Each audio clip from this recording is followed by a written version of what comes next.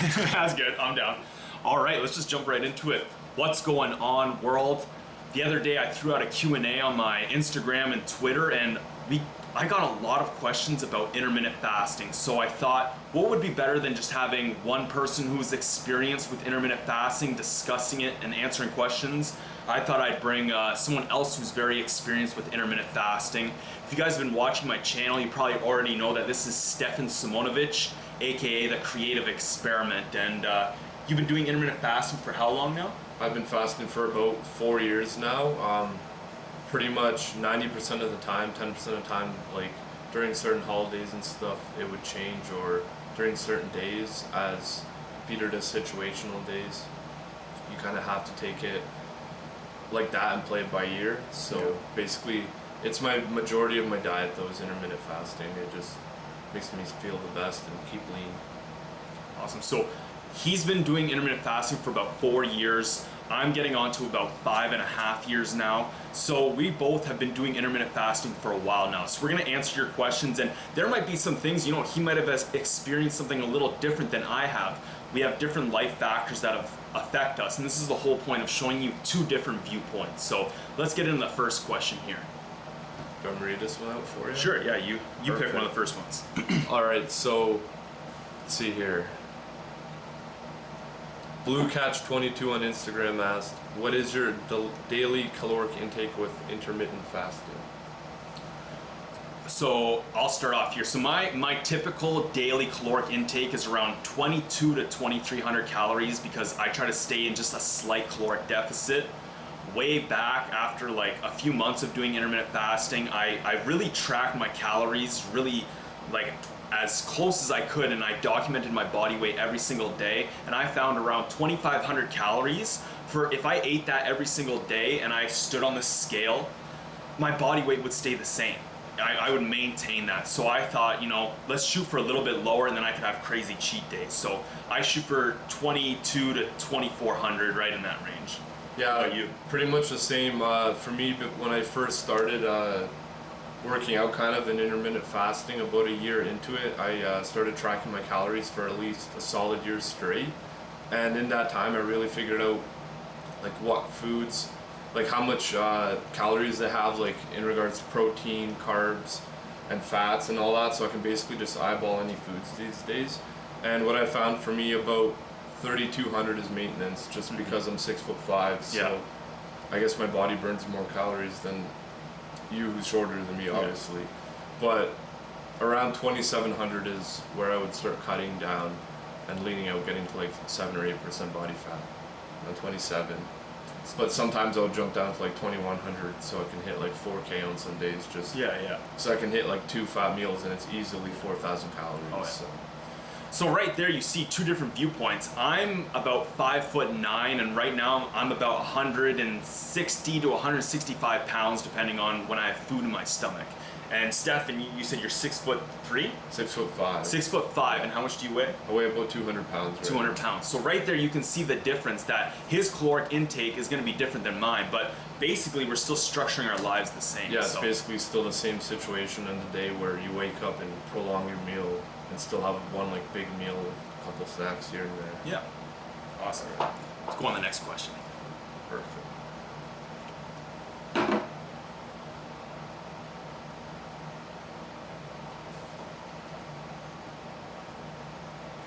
The right area. Yeah, some of the stuff at top is for my girlfriend. Oh, so okay. wherever it starts at me, yeah, there down is like intermittent fasting questions. Alright, this one kind of interests me too.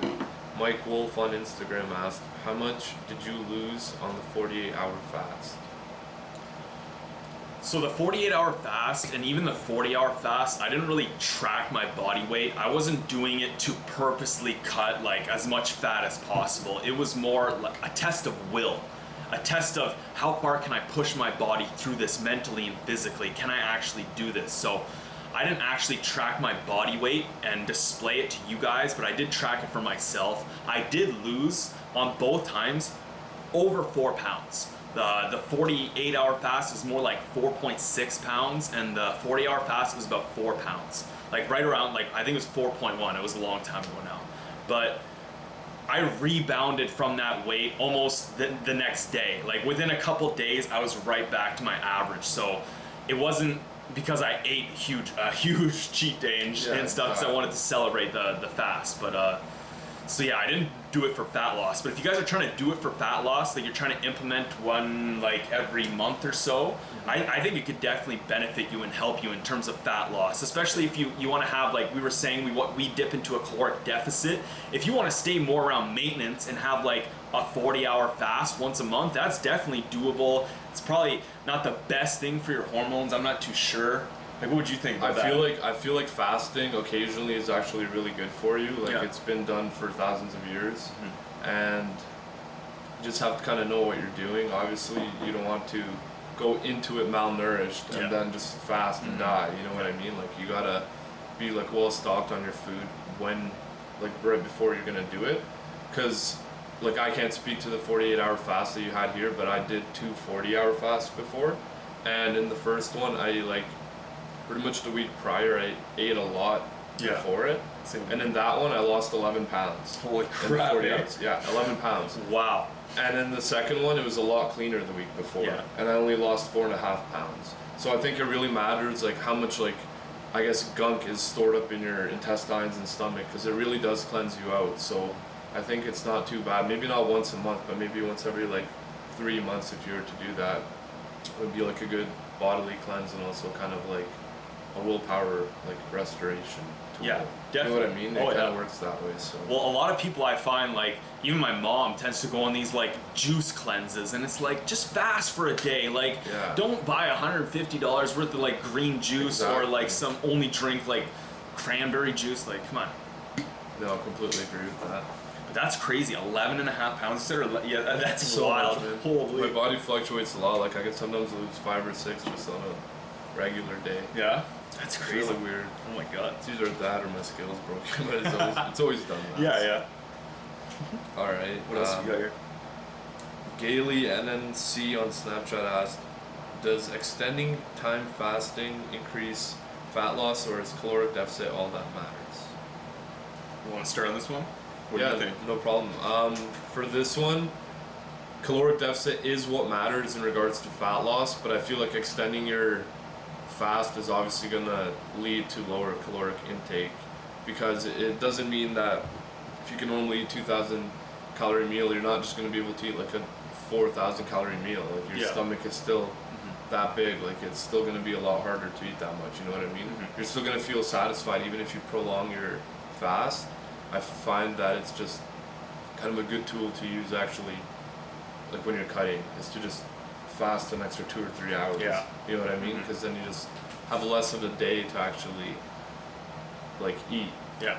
And then, exactly. And then you go to sleep and then you're already in a deficit and you feel satisfied. So that's kind of how I think about that one. Yeah, I agree. It's definitely, the caloric deficit is important. As we both said here, we try to stay in a caloric deficit for a significant amount of time, several days, and then we try to throw it off. Right now what I'm doing is I'm preparing for these 1-year transformation photos. I'm using a combination of almost everything. So right now, I'm always technically in a caloric deficit. I like to say I'm in a caloric deficit for 70 to 80% of the year, and then the rest of the time, so the extra 20 or 30% are my cheat days. So right now I am lowering my caloric deficit even more and extending my fast window even more. So I'm having only 1,500 to 1,800 calories right now and having 22 to 23 hour fasted windows. Whereas I said from the beginning, like it's never usually that long or that crazy, but it's an attempt to get the most advantage of fat loss as possible. Exactly. And I'm combining that with cardio. This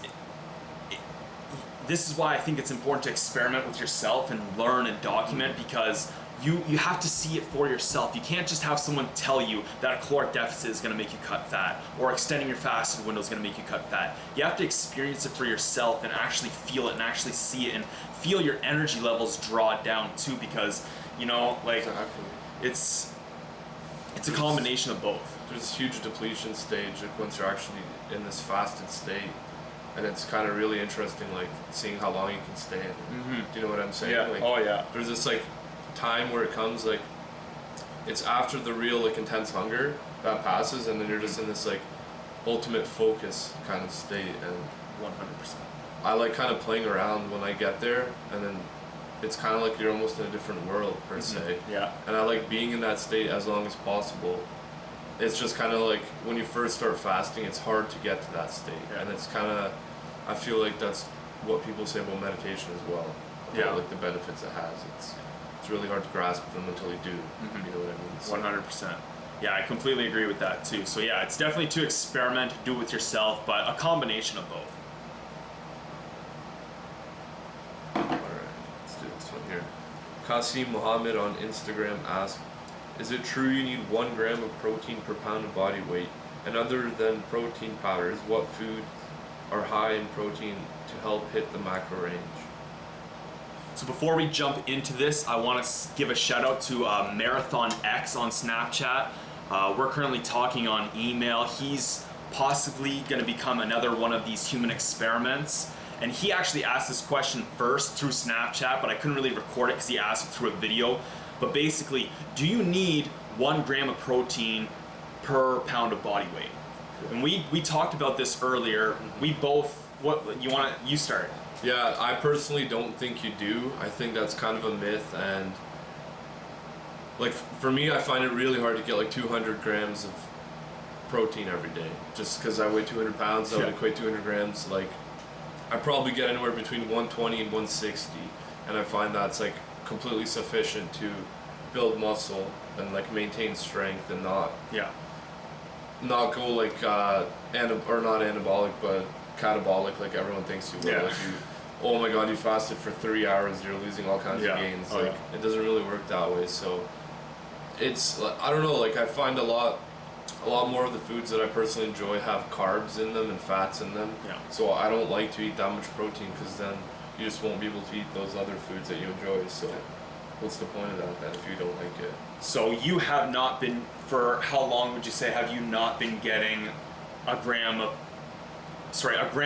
protein per pound of body weight? Like, because you were the typical bro like me, right? Yeah. Like way back. So when do you think you stopped doing that? So I've been working out for about like 6 years now. So when I first started, it was about 2 or 3 years that I was doing the typical bro stuff, drinking protein shakes after my workouts, all that stuff, always feeling bloated. You know, I remember those terrible days. Oh man. Think you're getting gains. Yeah, I know, but like I was always like 16-15% body fat at all times.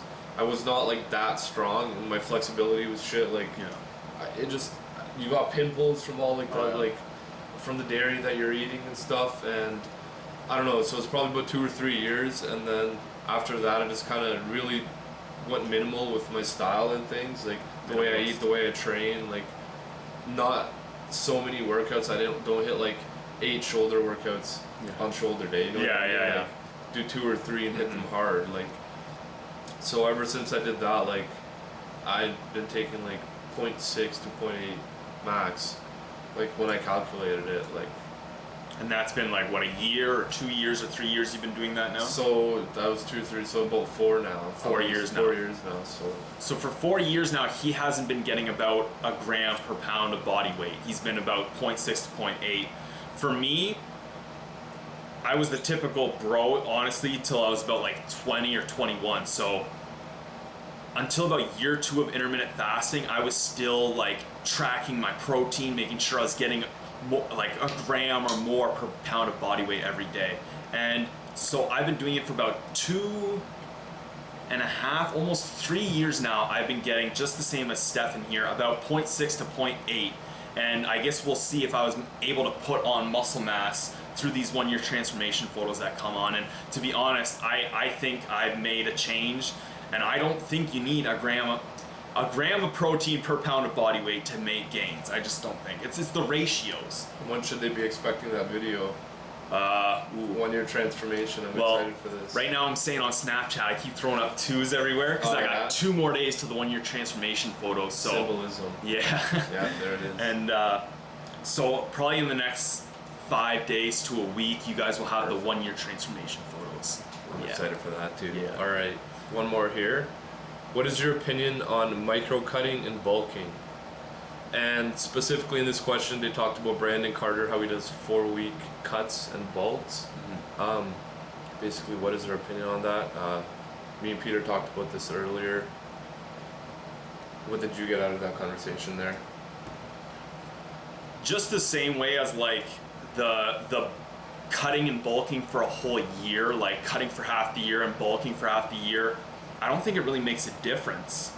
Like I don't, as long as you are getting that slight, caloric maintenance or surplus average throughout the week or throughout the month, you're gonna put on muscle, you're gonna get results. As long as you're fueling your body and giving it what it needs. Like sorry, you go ahead. Oh yeah, sorry. I basically agree exactly with that. Like I don't think it's right to eat like 5,000 calories a day for like 2 years straight and then shut off like 20% body fat. You know what I mean? Like just like it seems very unnecessary and like kind of tiresome for your body, and it probably produces a lot of waste. That it gets results. It does get results for sure, but I just feel like in the long run it's not as healthy as just something you can sustain and enjoy doing, opposed to some people hate eating that much, so they hate this 8-month bulk where they have to stuff their face. You know what I mean? Yeah. So I feel like something more enjoyable is a lot more maintainable and healthy for like the brain, not just the body, in that kind of ways. So I think basically you just need some kind of goal, whether you want to put on muscle and bulk or you want to lose fat and cut, because you can do one or the other basically. Unless you're like a real beginner, it's kind of hard to do both. But you can, as long as you're getting maintenance or a little above. So you basically need to just, I don't know, I micro cut and bulk like day to day. It's situational days. Like one day I eat 1,000, the next day 3. So you basically just have to know your numbers so you equal it out, whether you want to be gaining or whether you want to be losing a bit. That's kind of how I see it. So that's exactly like how I do it too, is like even more micro than 4-week cut and bulks. But one of the things that I see is that like when people, as Stefan said there, you want to have a goal. Do you want to put on muscle or do you want to cut fat? And I feel when, people growing up, like in the same as me and possibly Stefan here, is that when your goal is to want to put on muscle, you try to absorb as much information you can, you try to learn, and when all the information you're getting is telling you what the bodybuilders are doing, like I just want to look good in my clothes and look good when I go to the beach to be able to take off my shirt. And it's like, keeping it simple. Like why do I have to go on these year-long cuts and bulks just to get results? Like that's all the information I could find when I was younger, and it's like why do I have to join professional baseball to go throw a ball in the park? Exactly. You kind of want to implement in your life so it's healthy and like useful.